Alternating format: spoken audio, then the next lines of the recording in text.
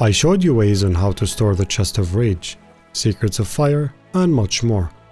Today, I present you ways to optimize your emissary journey. More like, work on more than one emissary at the same time. How? We know you cannot raise more than one flag simultaneously. Still, we can work on something that I call Emissary Separation, where you actually store dedicated loot and items for later use.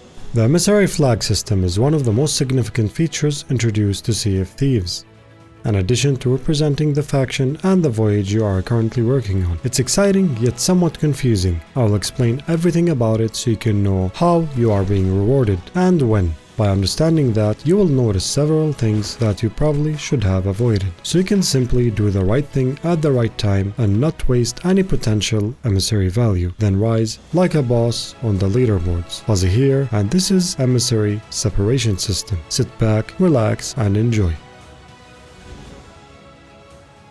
I will cover a few essential points, just in case you do not know them yet, as later they will be crucial for our presentation. Faction representatives have tables next to them. This is where you can vote for the emissary flag. You will also find Reaper's Bone shrines in every outpost. The amount of wooden ships on each table represents the total number of emissaries of that faction on your server. You have to commit to a one-time purchase of the flag from the related NPC.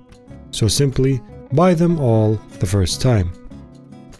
Gold Hoarder, Order of Souls, Merchant Alliance, and Athena's Fortune will reward you with an emissary quest, or more like a gilded voyage. You can claim that as soon as you get your flag to level 5. These quests are usually highly rewarding and could get your next round of newly added flag to level 5. For example, the Merchant Emissary quest gives you one voyage of 25 cargo crates. Keep in mind, this is like a message in a bottle. You don't buy it, so if you log out, it's gone.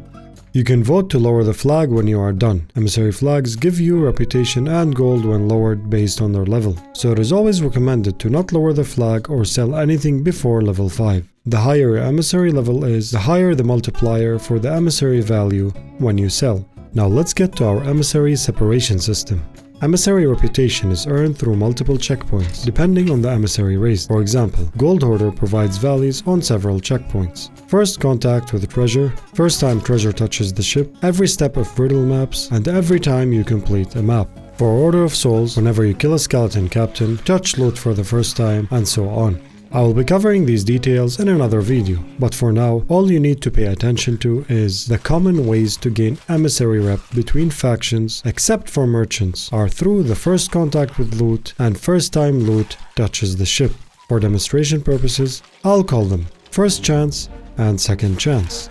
Let's say you have a Gold Hoarder emissary. You went to dig a chest. When you were done, you found the skeleton captain roaming around. If you kill him and bring the skull to the ship, you already consumed these chances. First, by touching the skull. Second, by bringing it to your ship. The fact that you did not have an Order of Souls emissary at the time, you have lost a chance to gain Order of Souls reputation later on, as this does nothing to your Gold Hoarder. So, the best thing to do is separate the loot accordingly on your ship without consuming the second chance. So basically, save that loot for later. So, how can you store loot on your ship without letting it touch your ship? Consuming first chance is inevitable, as you always need to carry the loot to your ship unless you grab it with a harpoon. But that is not optimal, as you will be limited to 2 items. Our crucial factor in separation is our treasure chest or ashen chest. Upon testing, if you have an open chest on your ship and you drop your skull, trinket, or gem in it, it does not consume the second chance. By that, you have saved the reputation you get for the future emissary flag until that time.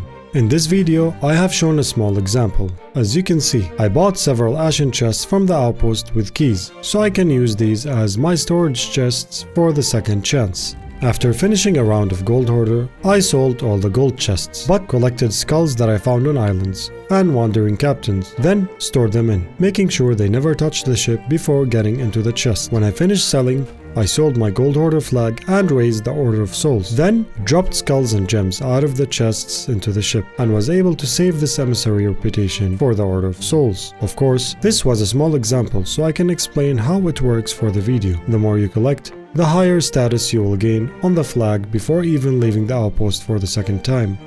I would recommend doing Merchant or Gold Hoarder voyages so you can save that for Order of Souls, as it's the only faction where all items fit inside these chests. And now with a bonus tip. For Reaper's Bones, their flags are always visible on the map to other ships, but if you get your Reaper's flag to level 5, you will unlock the ability to reveal all other emissaries on the map. So, Ashen stash items count for Reaper's flag, so you can log in, raise the Reaper's Bones emissary, buy as many Ashen chests as you can, separate the loot accordingly, including Gold Hoarder trinkets. Make sure they aren't touched so you can save both the first and second chances for a later Gold Hoarder emissary. Rinse and repeat until you reach level 5. Now that you are level 5 on Reaper's Bones, you can reveal all other emissaries on the map. Try and sync them, then store their small sized loot in your chests. After that, raise the flag that you want, depending on the loot that you have. Drop all loot on the ship deck, earn emissary reputation, and so on. With this, I have covered the PvE and PvP ways of optimizing your emissary reputation while saving some for later use. Which path will you take? Collecting skulls from islands as a merchant or gold hoarder, or collecting other emissaries' treasures as a reaper? If this video was helpful,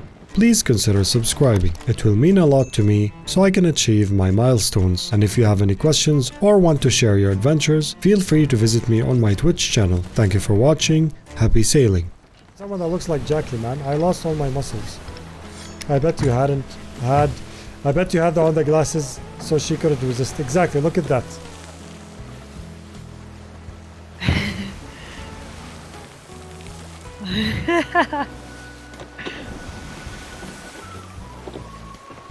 Now if you want the true story,